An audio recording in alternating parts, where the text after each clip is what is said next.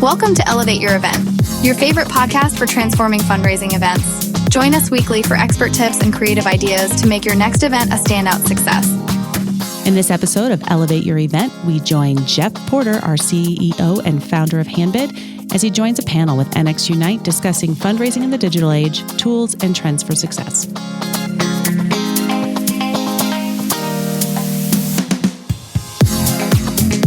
Hello, everyone, and welcome to our panel. My name is Malu DeGracia, NXUnite team member at Nexus Marketing and your moderator for today's panel. Today's panel topic is fundraising in the digital age, tools and trends for success. I'd like to first introduce Bob Duckworth, who is a fundraising solutions consultant at NPAT, an organization that offers a full suite of services that support nonprofit operations. Bob has 25 plus years of experience in the nonprofit sector, helping fundraising professionals with their fundraising solutions. Bob, thanks for joining us. Also with us is Cyrus Kazi, who is the CEO and co-founder of Quantably. He's a visionary leader at the intersection of technology and social impact and is known for pioneering initiatives that bridge diverse communities. With almost 25 years of experience in tech innovation, Kazi has championed projects fostering inclusivity and accessibility in digital spaces. Cyrus, thanks for being here. Also with us today is Jeff Porter, who is the CEO and founder at Handbid. He's no stranger to fundraising events, having participated in them for over 25 years. He ran his first fundraiser in 2005 and has managed over 50 auction events and fundraisers for his own charities, not to mention hundreds more with Handbid. Jeff, glad you could join. Thanks, Mo. Happy to be here. And finally with us is Karen Houghton, who is the CEO of Infinite Giving and a nonprofit investment advisor. She leverages her deep nonprofit expertise to bring modern cash management to nonprofit organizations all over the U.S.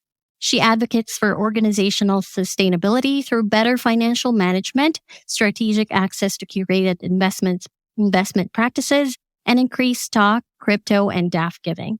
Karen, thanks for joining. Glad to be here. Thank you.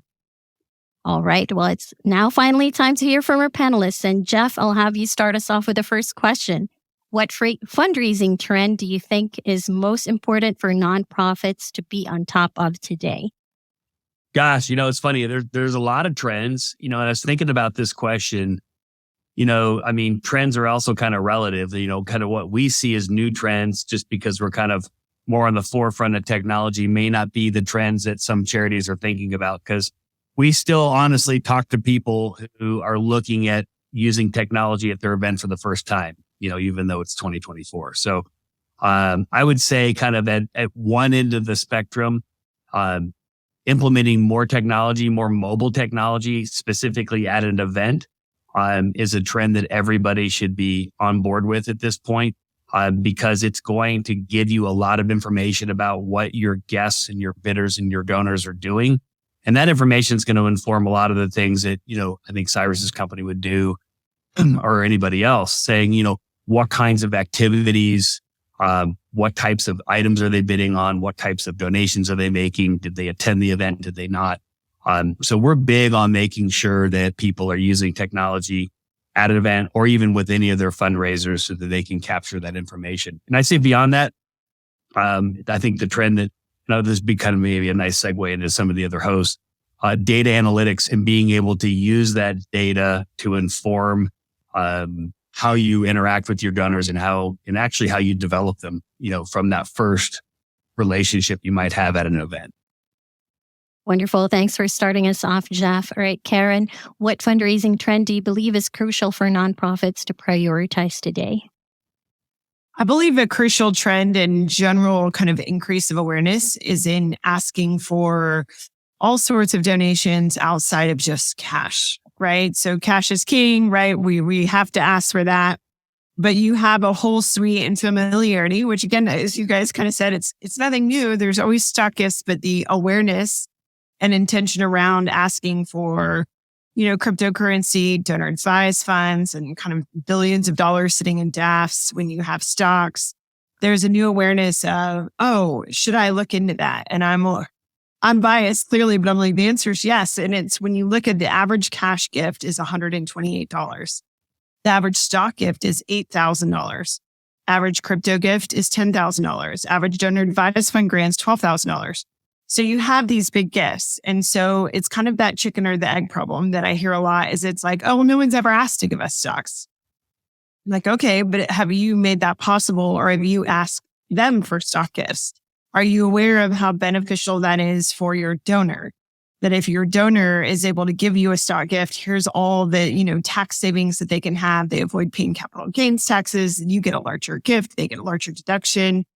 And so we're seeing a big increase in awareness of that. And then it's a loss to, well, what do I do? How do I get a brokerage account? Well, now opening a brokerage account is much more difficult, right? Banks are less willing to hold open brokerage accounts. So we found a great opportunity where we're like, hey, you know what? We can help nonprofits. We can open a brokerage account in 20 minutes. We can now offer a giving page that does the cash stocks, crypto, DAFs, endowments, legacy giving all in one. So I think we're moving from an awareness summit to how do we do it to a very fragmented kind of opportunity of all these different folks to like, all right, there are these full stack opportunities of tapping into these larger asset gifts. And technology can make it a lot easier for them. I always say, I'm like, yes, it's a smaller group of people who will give you these types of gifts. But it is imperative to me when you look at fundraising trends is making it as easy for your donors to know what types of gifts they can give you and to remove as much friction as possible. Don't wait for a donor to come to you and say, can I please give you a stock gift? Make it easy, make it accessible, make it as frictionless as possible. And that's how you get those big gifts, right? You can make 62 donors can give you an average $128 cash gift. That's the same thing as one donor who's going to give you an $8,000 stock gift. So we want you to work smarter, right? You still have to build relationships with all of those donors, right? We know that. But if you opt out of those big high capacity kind of giving, those donors are going to go somewhere because they want those tax efficiency. So why shouldn't it be you? And I think when you look at 90% of nonprofits don't have a brokerage account and don't have the ability to receive stock gifts, there's a lot of opportunity and missed opportunity that nonprofits can pretty easily fix and make a part of their giving culture. Thanks, Karen. All right, Cyrus, over to you. What trend do you think is important to prioritize? Thank you, Malu. At the risk of sounding obvious, fundraising is both an art and a science. And the science part is that more and more tech-savvy, data-driven organizations are entering the social impact space. And on the other side, there's a whole new generation, younger generation, tech-savvy generation is also joining the donor community. So the trend, and it's becoming increasingly clear to us that a data-driven, tech-savvy, accountable, accountability setting is where the fundraising sector is going, at least on the science side. The art side of fundraising, as we have noticed through our working with our clients and nonprofits and NGOs, that now they have a much larger audience that they did not have access to before. They had, difficulty reaching, I guess. So social media and social marketing, if you're not familiar with social marketing, look it up. Fascinating stuff. This is how consumer behaviors are changed. So social media and social marketing are also becoming an increasing trend in how we engage with donors. Thanks, Cyrus. All right, Bob, final thoughts on fundraising trends to be on top of today. Ooh, the final thought is I'm answering this question with a sad face. I attended a good conference in upstate New York in January. I was on the steering committee, so I knew what to expect. Yeah, I've been going to conferences for 25 years, fundraising conferences. We know those agendas and the tracks, demystifying planned giving, how to make the ask for a planned gift, how to run a successful event. And someone on the committee decided that the keynote speaker would speak on artificial intelligence. And it was a real surprise. And he got us scared. He said, here's all the changes that are going to happen in your sector in the upcoming years. And speaking to the audience for higher education, he talked about a large list of jobs that would be eliminated. One of them was paralegals, that we're not going to need paralegals anymore with artificial intelligence. my position and my colleagues' position will probably be changed quite a bit over the next few years with artificial intelligence. The CRM that we support and consult with our customers, one of the typical questions would be, where's my lost donors? How do I create a list of alumni that made a gift last year that live in a yellow house and drive a blue car? With artificial intelligence, it's all going to go away. People are just going to speak to the computer. It's going to come up and give them the list. And they're not going to need Bob anymore. So that's why I'm sad. Thanks, Bob. All right, we're off to a great start. All right, so Bob, if I may, because I agree, like, right, AI. We use AI, like, everything, like, so we understand, but I think there's some really neat opportunities. The optimist in me will not allow you to. Let's not end with that. Earlier, Bob, you were like, pull it out of me if I need to say more. I see a lot of positives with AI, and I know this isn't a panel about AI, but clearly I'm interested, and maybe folks listening are as well. What are some positives that you think will come out of leveraging AI and kind of where that will go? So we can end with at least a balanced view of that. Well, thank you. I was thinking about the response to the last answer, and it ends on a positive note where fundraisers are going to be able to leverage AI and do a lot more easier things, a lot better. Yeah. You got to trust the data though, because we've used it here. And I'll tell you that you just have to really make sure that the information that it is going out there and mining and taking is actually accurate, because it hasn't been that reliable. And I think so much of it is learning, like, how to use the prompt systems, right? Like, if you're ChatGPT, we work with higher ed too. And I'm actually on a board for one. And we were talking about, they're like, well, the students even say when they leverage it a certain way, like, they're only getting XYZ responses. And I was just like, they're not writing the prompts properly. So you have to, like, I think that there's going to be a whole kind of industry for even nonprofits where it's like, for using AI, what are you feeding into it? And then ensuring its accuracy, as Jeff just said too. It's a little job creation too. All right. Thanks for sharing, everyone. All right. Cyrus, I'll have you start us off with the next question. How can nonprofits leverage a combination of traditional and digital fundraising strategies to navigate the current landscape effectively? Thank you for your question. So let's kind of tackle the traditional fundraising aspect of things. From a traditional fundraising standpoint, successful not-for-profits have already figured out how donors demand accountability and transparency. And I hear often in the grant-making community that they have to rely on, a friend of mine used this term. She said stale junk data. Reports coming back from their donors, from their, grantees and what have you. So, one of the things that, in the traditional fundraising space that we are noticing is that they are demanding transparency, as I say, and making sure that the donor dollars are connected to the impact that is being reported, not just some fancy, nice little story going out, but actually say, this is the money that we received. This is how this is tied to this particular impact goal, and so on and so forth. The other thing that, in the traditional fundraising kind of we're starting to see is that, donors are being asked what data they want to see and what is useful to them, not just some blanket statement, social media post or newsletter going to every single donor saying, hey, this is what we did. But they're asking to see, very specific types of information from their donor organization, so to speak. On the non-traditional side, I want to say, I mentioned kind of social marketing previously. I was talking to a couple of organizations. I've been talking to a couple of organizations, and our platform operates in like 80 plus countries. So they all operate within the nonprofits and NGOs.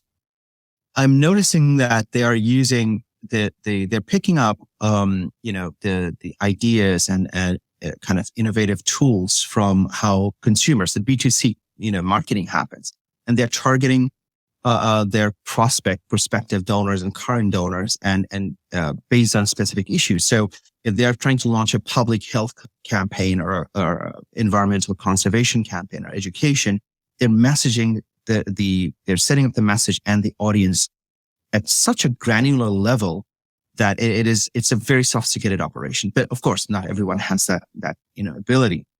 So these are some of the kind of like online, offline things that we are noticing among our clients.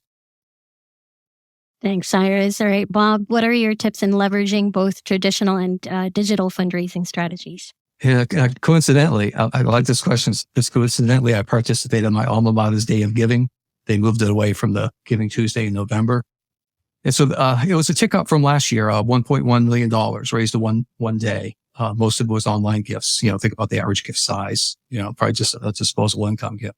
But behind the scenes, the real success for that was two major gifts that made up 20% of that $1.1 million. So let me talk about that. So thinking about the new technology, which the word most of us use now is at scale, so a larger scale. Technology help reach a large number of alumni to get 3,000 donors to give on one day. So whatever platform is being used, that's the new technology. But we still need the traditional. In my view, of the traditional is someone who's been a former major gift officer with a portfolio of 120 donors that are hopefully going to give 6 or 7 figure gifts. We have to do the traditional activity, as Karen talked about. Cash is king, so we got to go out and visit those donors. They're going to make cash or stock or pledge gifts. And we all know buildings were built, hospitals were built long before we had technology. So any of us could probably be an MGO and have our top 25 donors on a note card in our shirt pocket and pull them out and look at it. But what technology does for this traditional acquisition, cultivation, solicitation, provides a dashboard for those donors so we can quickly see that on our phone and see where they are in the pipeline. So that's what I see of the difference between the technology for at scale and helping the traditional major gift donors make better choices for asking for gifts.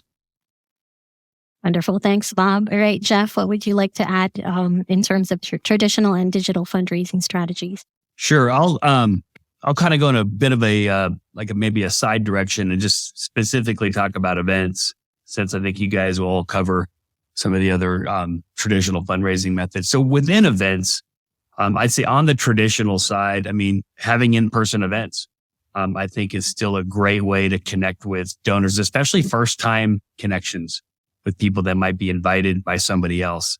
And being able to do that in a physical environment, I think helps. And then within the event itself, as much as we like to automate events and we provide technology that does it, there are some traditional things that are very impactful and work really well at events. One of them is obviously the presentation that you give.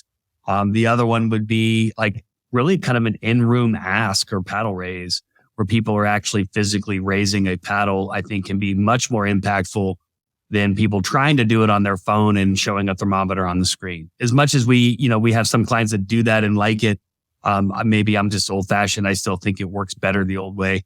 Live auctions as well. So having a live auctioneer that can start to really work the room and create some buzz and a little bit of competition in the room, I think also works really well and better than sometimes computers can do. But you got to marry that with the digital side, right? The stuff would be, you got to absolutely do mobile bidding at your event. You want people to stay connected to what they're doing. So even though they might be raising their hand to donate, you may want them bidding in your silent or live auction from their phone because they don't have to be physically in one spot to do that. So what does digital gives you? It gives you access to a broader audience. It also starts to eliminate a lot of the boundaries that physical events put on fundraising, like a time boundary, or basically a location boundary. So you can have people who aren't there who participate, or people that leave early who can still participate in your event. And then even beyond, the actual auction itself. Just the ability to connect with people no matter where they are over a mobile device. We talk about it being a trend, but it's also a tool that's here today, whether it be, text-based campaigns, giving one-click donations, any of the things that make it really easy for donors to be able to stay connected to you as a charity and be able to donate.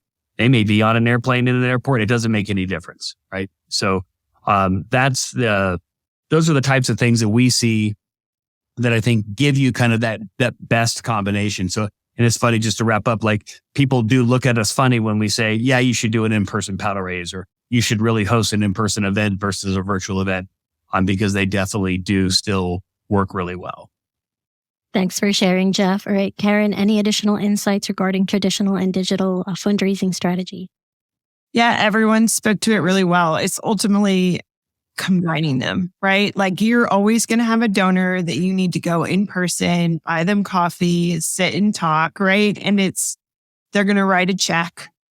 That exists. So you have to cater to that donor. And then when you look at technology, there's so many options out there. It can almost get overwhelming, and not all of them will make it better for you, right? So it's kind of sifting through, how do we leverage technology in the right way, in the right moment for our organization and our needs?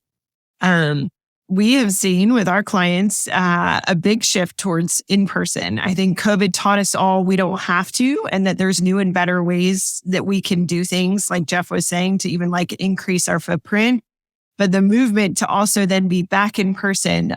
I have a technology company, and dang, I love raising my paddle in person, right? Like there is that balance.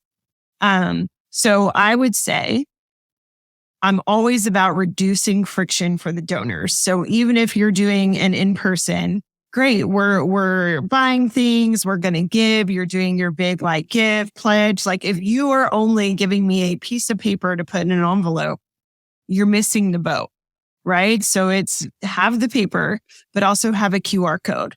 Right. So you can take a landing page, your donation page, right? So if say you're using our technology, we give you a URL, then that's customized to your event, to your organization. You create your designations, you do all of that. It's all there.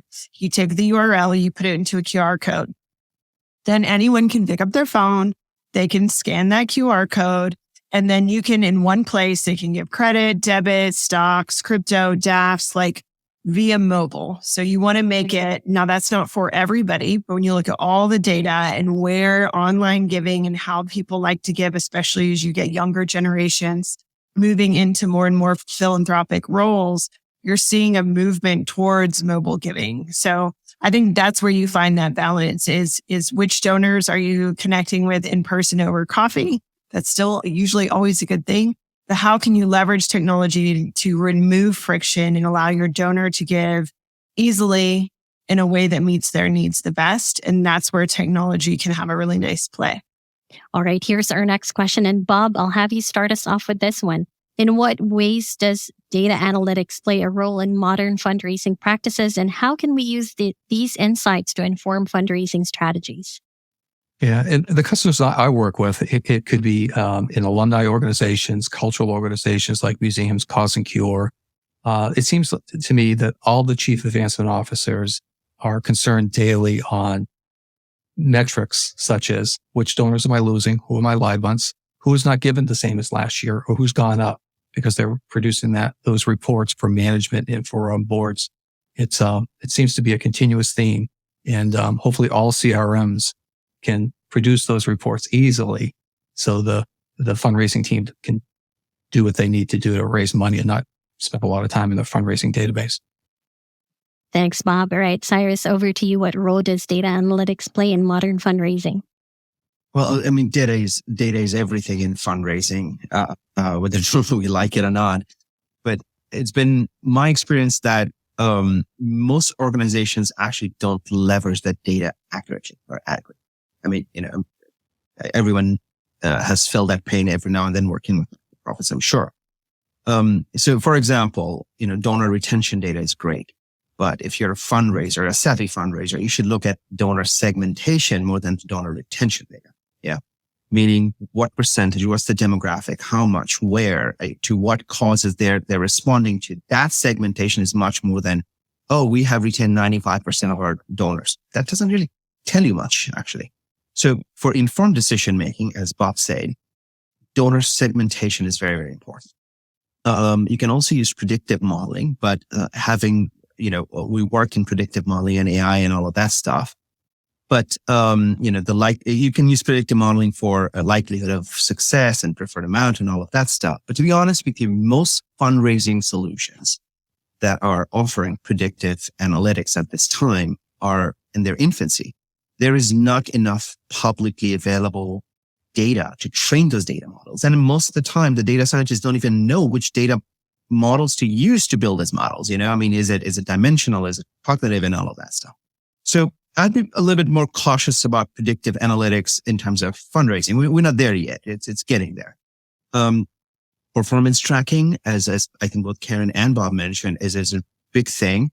Over and over. One of the reasons I'm trying to pitch my platform, one of the things that we have made easy in our platform across like multiple geographies, it's to make those KPIs real time and for every single audience, not just, the fundraising director, but the board chair and the treasurer who still uses BlackBerry and those. So a wide range of audience depending on their technical acumen, so to speak.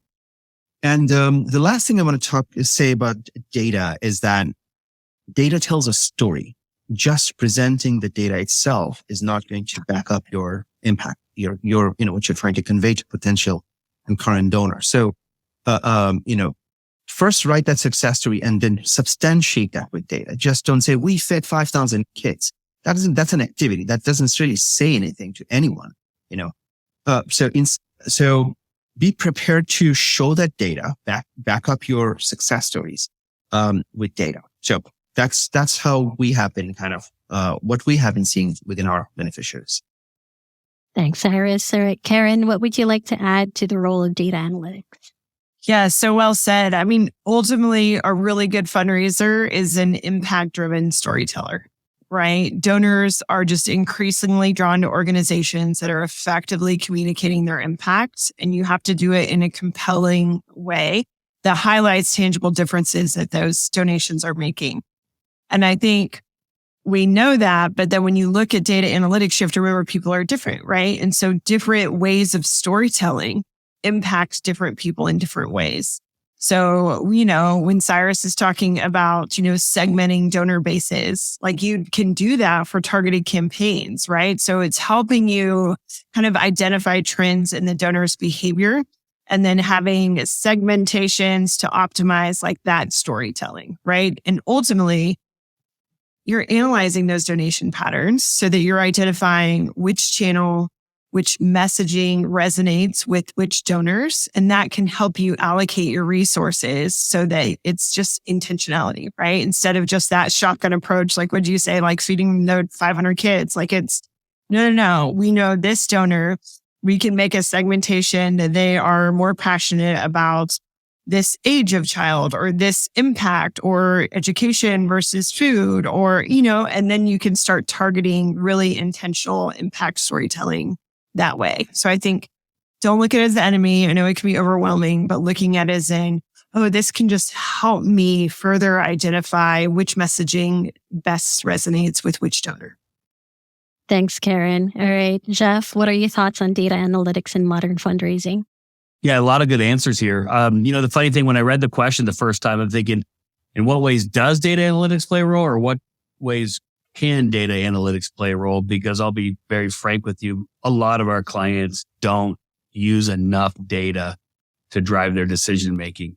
As much as we give them, we'd love to see them use more of it. And I think part of it is it can be a little scary and intimidating. Like, how do I do this? And who do I rely on to help me figure it out? And part of it is maybe they've been burned in the past. I mean, maybe they relied on bad information or this really inaccurate stuff that made it difficult to drive good decisions. And I've seen it. I've seen some of the tools out there where it's like, we're going to give you wealth information. We're going to give you demographic information. We're going to help you segment. We're going to show you the types of people that came to your event. And then I actually hosted a fundraiser, and then we ran some of these analytics against it. And I got the report back. I'm like, that is not my audience. I know my audience, they're not of this religious type, or they're not of this, and you can start looking up people and seeing what the data is telling you they're worth, and you just know it's not true. So that makes it tough. I mean, I think to Cyrus's point, we're still in kind of our, maybe in some areas, some infancy, in terms of where we're getting some of this information and what we're doing with it. So that would be one thing that I would just caution everybody is, if you're going to start using data, make sure that you understand the source and how accurate it is. In terms of like what we tend to tell people to do, like and even artificial intelligence, I think down the road, if it's got a good data source, we'll be able to help you with this. It becomes kind of the best reporting interface ever, right? It could be, what kinds of items should I be offering in my auction? What are my people, what are they after? Like, what are they like? Are they the types of people who want to go on trips or buy wine or whatever? Who should I be inviting to my event? Based not just on their wealth, because everybody just assumes wealthy people are generous, but we all know, I think generous people are generous. And, but maybe it's the type of people that care about your cause. So you should be inviting them, or maybe they did make a major donation, to a charity that's similar to yours. And then maybe where should I host my event? We have that conversation a lot with our clients. So you're having an in-person event, the place you picked, why did you pick it? Did you pick it because it's available? Or is it really convenient to the types of people you think would be coming to your event? So all those types of things, I think all down the road will get better. I think events will get more intelligent, and you'll see it, the reaction or the result of it will be better donor engagement. Thanks, Jeff. All right. Karen, here's our next question. In terms of donor engagement in modern fundraising, what strategies can cultivate meaningful relationships in today's digital landscape? I'm going to go through the lens of personal relationships, which I think we did a lot of research with high capacity donors.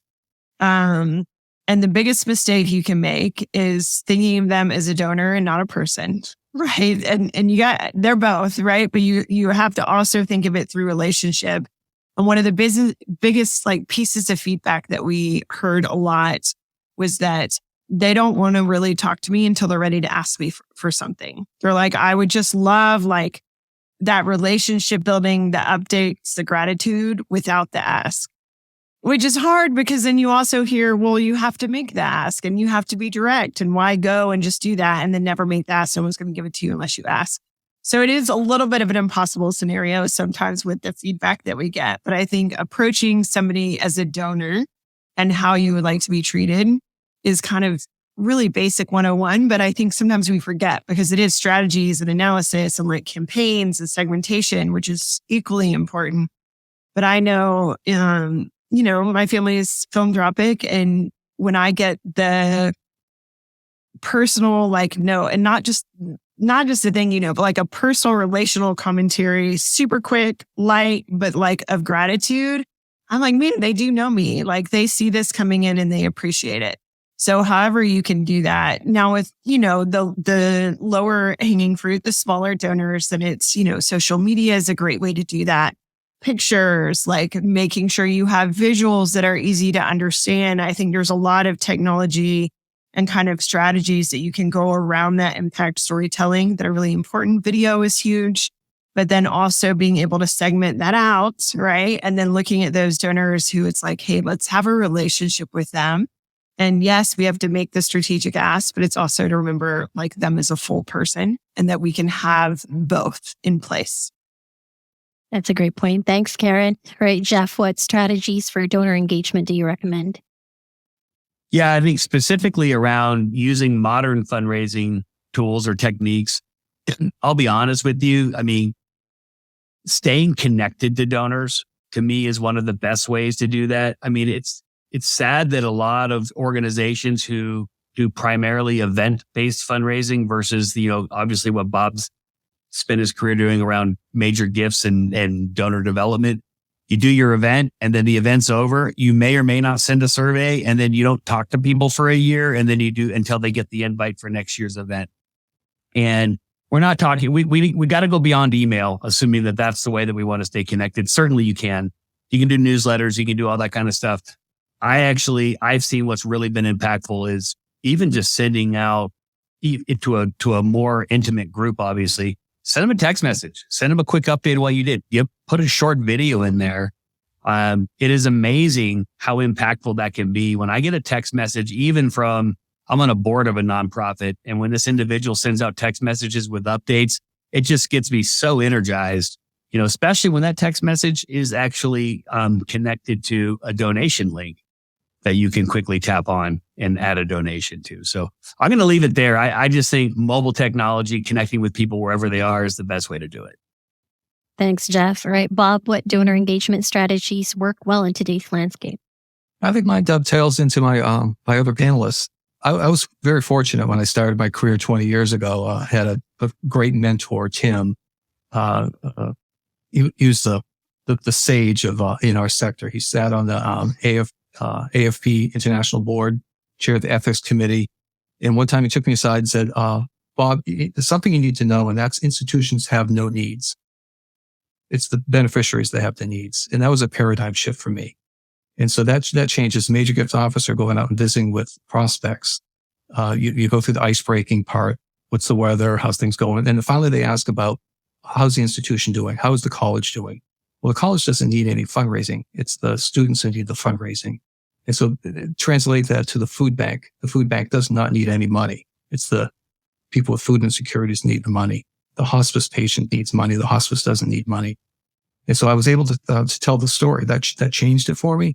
So that's not more of a one-on-one, but speaking to digitally, most nonprofits have Constant Contact or Monkey platform, but also the fundraising platforms like the one I work on and others have those embedded. So just as Jeff was saying, either you can at scale text or email and talk about those beneficiaries, talk about the people who have food insecurities and show videos or interviews. I think that's the way to go. Thanks, Bob. All right, Cyrus, we want to hear from you as well. What would you like to add to donor engagement strategies? It's hard to kind of cover it. Some of my colleagues have already mentioned the key points. Donors are people too. And like most functioning adults, they also have short attention spans. So make your story short and sticky so that they remember. You don't necessarily need to send a half a dissertation like email every quarter, describing everything that you have done. But so a constant engagement is a very important thing. Within this decade, fundraising is going to go completely digital. And Jeff, Bob, Karen, they're expert in the industry. They know a lot of organizations are still not fundraising digitally. That is going to change by the end of this decade. So that means that a lot of not-for-profits have an opportunity to start building that online persona, if you will. From now on, they should be able to start curating those stories that is going to engage the current and future donors. One thing I often kind of tell our not-for-profits whenever they talk to us, I'm a recovering fundraiser, so I get to talk to not-for-profits all the time about fundraising strategies. And I tell them, and I've been saying the same thing, that every not-for-profit, every NGO should have a yearly target to engage the 16 to 25 demographic every year, because these are future donors. These are future followers. Engage them on TikTok, engage them on Snapchat, engage them however, they want to. If they stay with you, these people are going to donate. One great example of that is the ethical fashion industry. It's a multi-billion-dollar industry, and a lot of not-for-profits have engaged young people through the social media channels, this demographic, 16 to 25, and saying, we are not going to go for the industrial, fashion industry, H&Ms and of the world, but instead we are going to do this very ethically, environmentally friendly, and so on and so forth. That has driven so many brand followers away from the established brands to this completely unknown brands. And I'm talking about billions of dollars they have raised throughout the entire world. Right. So the second strategy that I often tell our nonprofit NGO clients is that be prepared to be transparent and accountable. Those are not buzzwords. In a previous panel, I mentioned that the trust in not-for-profits are at all-time low post-pandemic. It's below 50%. And one of the reasons being that donors are not getting transparent and accountability from transparency and accountability from their organizations. Meaning, you don't necessarily always have to highlight the success stories. Be accountable and say, hey, these are areas of improvement and this is where we need help, right? Be transparent and be accountable. And one last thing, and this is a more of a recent discovery within in our practice, is that try to make sure that you don't have a lot of organizations sometimes do virtue signaling, and we all know what virtue signaling is. But at the same time, a lot of organizations also miss the mark, and you have to understand that your current and future donors are noticing. They know where you stand. As Bob rightly mentioned, the fundraising is personal. So if I'm an individual donor and I support an organization and I deeply care about a cause, and I see this organization is not taking any steps, saying anything anywhere, it will give me a pause. It will give me pause from supporting them. So, especially the younger generation of donors, I see they dislike apathy. They dislike neutrality. You don't necessarily jump into every political conversation, but you can, as an organization, take a stand on the social impact areas. So, yeah, those are my strategies. Thanks, Cyrus. All right. Bob, I'll have you start us off the next question. How can nonprofits stay on top of innovative tools, techniques, and technologies that are shaping today's fundraising without getting overwhelmed? Oh, I hope I like this answer. So I'm going to reveal to you a little bit of personal Bob in the morning with his jammies on, drinking coffee. So just like probably everyone does, coffee in one hand, cell phone in the other, scrolling through your stuff, whatever your stuff is. And so I belong to a Facebook group that's a support platform for the support group for the platform that I consult for. And so I'm looking at all the posts from yesterday, and I'm learning a lot. And so I'm hearing the trends, and so that's what I do. But I would suppose for every other segment, for here's one for APRA, for the prospect researchers. Fundel has been around forever, so that's another support. So just permutate that from what I see on Facebook or Fundel or these others. I would imagine there's a lot of self-help from groups it's digital that you read online. And so anyway, that's what Bob does in his jammies at 7:30 in the morning. Thanks for sharing, Bob. All right, Karen, what are your tips in terms of staying on top of tech and tools without getting overwhelmed? Yes, Bob, relatable. I was like, yeah, I do that. So yeah, reading. I love using interns. Like, I would say get an intern and then have a project be like, hey, go do market research to be like, hey, what's the latest in, CRMs? What's the latest in payments? What's the latest in auctions? And just being open. I think the biggest thing is we get overwhelmed and we're day-to-day survival, scarcity mindset, right? That's human. That's okay. But you can't grow and you can't be innovative if you're stuck in that place. So if you don't have the place and the bandwidth to be researching and kind of working on the business, on the nonprofit instead of in it, right? Then you need to be thinking about, how could I leverage somebody else and have them do that? And then that way you're just reading their summary and they can do a little analysis of like, oh, I know you really like this, but here's some things. And just because you're aware of it doesn't mean you have to use it. But it's really good to be able to be like, okay, I'm seeing these trends and hey, we're not really ready to move right now, but this could be interesting for us to look at in the future. And I think that knowledge is power and ultimately can help you kind of leverage your organization into the future, right? If you're only thinking about today and how to solve that, which is important, but I think especially as leaders, we have to be thinking, what about 3 years, 5 years from now? And if you're not staying up to date, then you're already going to be behind. So I say give it to an intern and help them do it and or do the coffee and the reading. But the information's out there. Great. Thanks, Karen. All right, Cyrus, how can we stay on top of the latest tech and tool?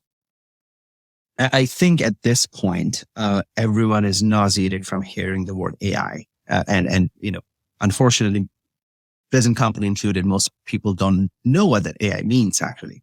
So I'm going to talk about something else because whenever we talk to organizations and they're asking us about our own AI, we're writing grants and complex federal government reports and all of that fancy stuff, I say, please take a step back because you need to be able to train that AI with the right data. If you don't have your data operations fixed, you're going to train a very, very sophisticated monkey that's going to generate absolute rubbish for you.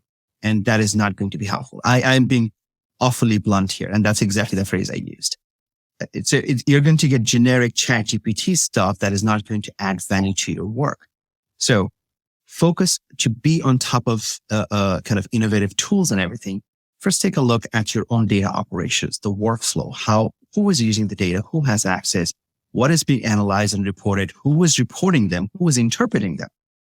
Before you go into this full-blown, we need a CRM, we need an ERP. Guess what? More than 60% of your organizations are not using the CRM or ERP on a daily basis. These are folks are usually who are decision makers. They're data consumers. They're not data, data generators, so to speak, right? So do you have the tools for the data consumers as well as the data makers within the organization so that they can bridge that gap? So looking at these operational things before you kind of jump into automation and AI, which are all great, and I'm not discouraging anyone from doing that. That's how you can kind of stay on top. And there's an abundance of information about what tools are relevant. One last thing I want to say is that before kind of adopting any new technology, experiment with small ones at a small scale, test it out, and encourage your staff to be innovative and encourage them to take part in the process, not just the IT director suddenly turning all the switches on Monday morning, right? So make that a process that will help with your adaptation of innovation. Thanks, Cyrus. All right, Jeff, what would you like to add here? Well, I would say this is kind of why a lot of us are here, right? I would say work with somebody who's a qualified partner to help you with this. And then in combination with a willingness to take risks and try things, it's really hard to work with a partner who's going to advise you to do this or to do that, or maybe, implement this tool or maybe try this new technique and then just face the resistance of, I don't want to make any changes. So come up with a risk profile that works for you, work with a qualified partner. The intern idea is a good one. I have a bunch of teenage daughters, and so they're definitely always keeping me abreast of whatever trends are out there. And it's always good to see how they interact with technology as well. But I would say that you got to marry up that with a little bit of like guidance and direction with, and you can have somebody investigating the latest trends, but you then are going to have to map those against what's important to the organization, because what's important to somebody in their 20s is not necessarily going to be important to an organization. Maybe they care about this feature, right? Or maybe they see something that's really kind of cool and hip, but you can't translate that into dollars or fundraising or guest experience or donors. And so we have that conversation a lot, where it's like, the board probably cares about how much money the event is going to raise or what kind of response they're going to get back from their guests and their donors. They're not necessarily going to care that the technology had some feature that a 22-year-old thought was cool. So you've got to make sure that there's a little bit of, I think, structure around that. But I do like the idea for sure. Like I said, my kids teach me technology stuff all the time. So it's kind of fun to have them around. Yeah, I agree, Jeff, too. That's a really great point. I was going for low-hanging fruit based off when Bob was like, hey, I'm reading. And I'm like, that is good. So like, how do you take it? You don't have that time to read, do that. And then sometimes that triggers like, oh, this is either you already are in the pain point and you just need a little bit of information around it. That I absolutely second that. I think we get a lot of clients that are coming through consultants or folks who are like, yeah, I'm a trusted person and they need help in this area. And I'm exposing them to, these different options where you talk to them. Right. And so I think it's a way of just making it go quicker, right? Like who's a trusted source? Where do they recommend? And then you can still make that decision. Yeah. And like we guide people all the time. They may not even be ideal clients. Right. But part of the reason why we exist is to help people understand what are the trends they should care about and what does really apply to your organization. Yeah, we do too. Sometimes organizations are like, I don't know, we're really small. And I'm like, our goal's to help you. Like, let's talk through it. Like if you want this, like we'll do consultations with anybody. And we're like, great, you're not there yet, but here's things to think about, or here's resources, or if you're DIYing it, here's the steps. Don't forget to do this. So I think that's one of my favorite things about this kind of industry with nonprofits is that there is such a tight community and a willingness to help. We're not in it for the money, right? We're in it for the mission and the purpose and the ripple effect it can have on society as a whole. As much of a cause as a company. Yep, for sure. Thanks, Jeff and Karen. I've had such a wonderful time hearing from our panelists today, and I'm hoping to get one final piece of insight from them all on the speed round. And Karen, I'll have you start us off with a question. Looking towards the future, what trends do you anticipate shaping the fundraising landscape, and how can nonprofits adapt their strategies to get ahead today? Well, I'm not going to say AI because I know how Cyrus feels about that. I'm going to say recurring giving is standard, but so important, like just having that like passive incoming that can go. I also think endowments, we work with a lot of small organizations who I'm like, if you have reserves and you're getting out of a scarcity mindset, endowments are not what they were 20 years ago. It used to be a true restricted endowment, and now there's quasi unrestricted endowments that you can seed with, excess reserve funds, and it gives you flexibility to potentially tap into it in the future. And ultimately that opens up legacy giving a little bit easier for small to mid-sized organizations. So I think that there's a lot of, cryptocurrency, stocks, endowments, recurring giving that outside of just chasing the one-time gifts that can ultimately lead into larger gifts and ideally more sustainability. Thanks, Karen. All right, Jeff, what trends do you anticipate will shape the fundraising landscape and how to stay ahead?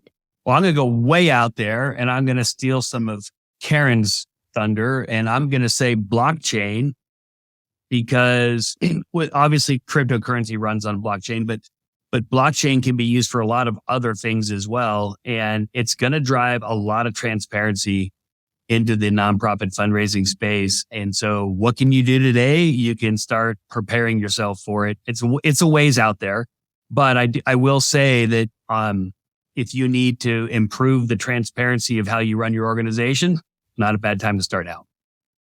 Thanks, Jeff. All right, Bob, what is the future and how to get ahead today?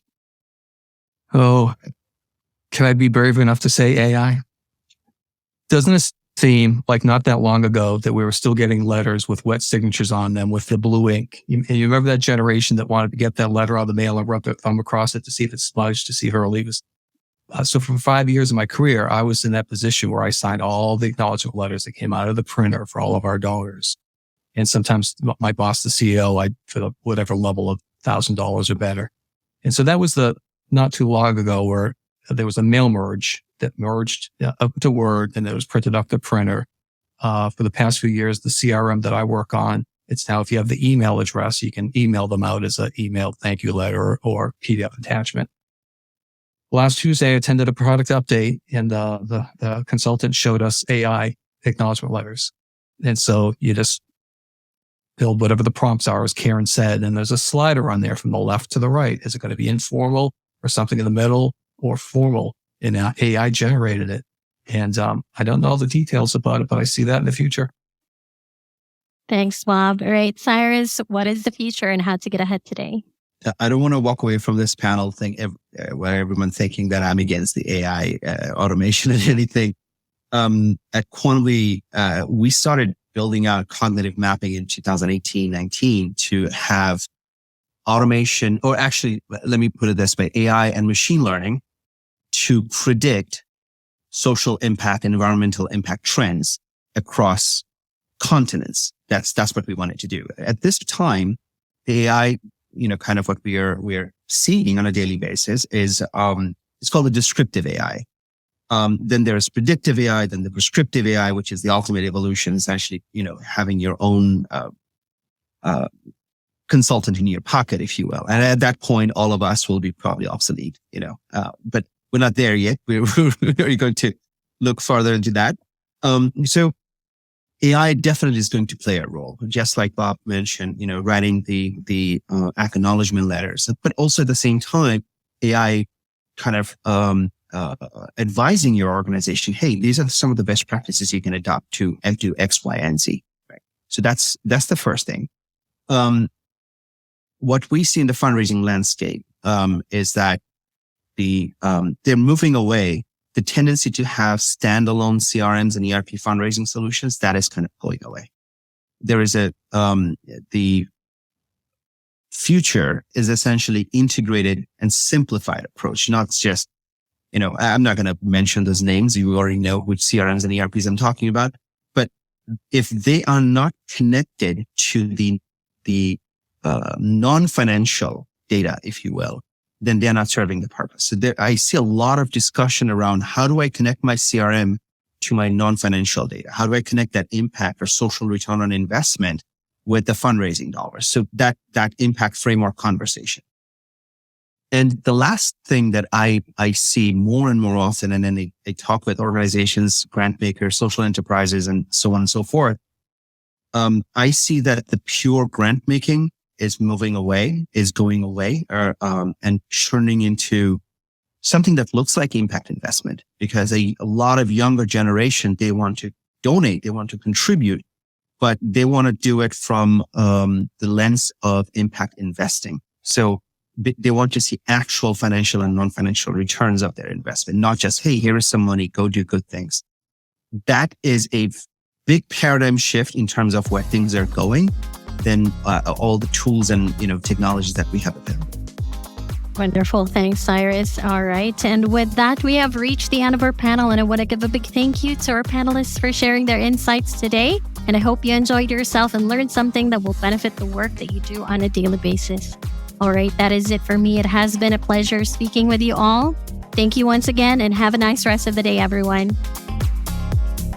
We hope you enjoyed this panel on fundraising in the digital age, tools and trends for success.